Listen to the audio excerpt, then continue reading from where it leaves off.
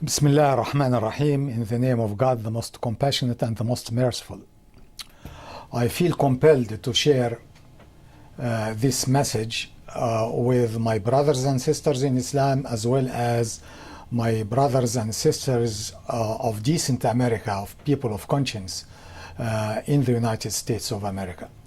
As we all know, our country is going through a period of change, and periods of change by their nature are tumultuous sometimes, and we are facing very important choices, whether in terms of the elections that are about to happen, or in terms of the financial crisis, or in terms of the fact that our young men and women of the military are busy on at least two fronts with no clear definition of victory that has been offered.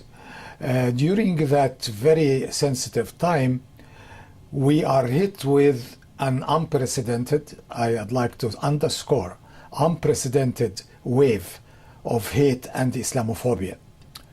There is the pseudo-documentary of obsession that is the most dangerous kind of lie, because it is the lie that is mixed with truth, and that the production is aiming towards the emotions of people, not towards their intellectuality.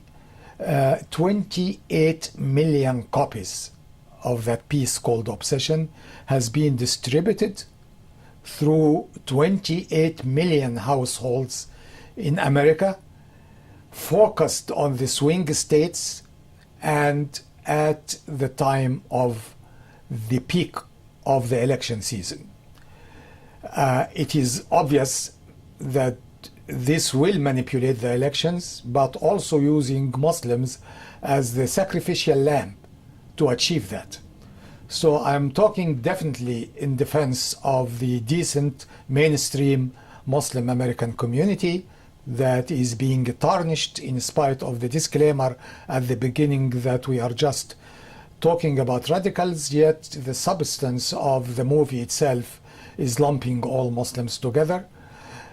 Number two, in defense of our very dear, our very unique, pluralistic American democracy.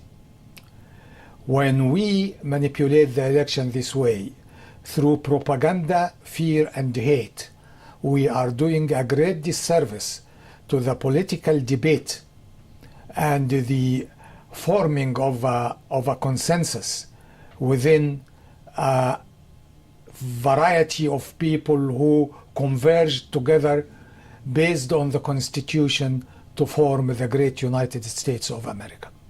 So it is a danger to the American democracy. It is a danger to our pluralism, and democracies die when citizens stop asking questions. I don't claim that I have answers to these questions. Nonetheless, the questions are very legitimate. Why now? Why in that season in particular? Why there in the swing states in particular? And why Islam and Muslims at a time when there are so many innuendos about that are spreading? And why trying to isolate Muslims from the realm of public debate, and definitely from the realm of political debate?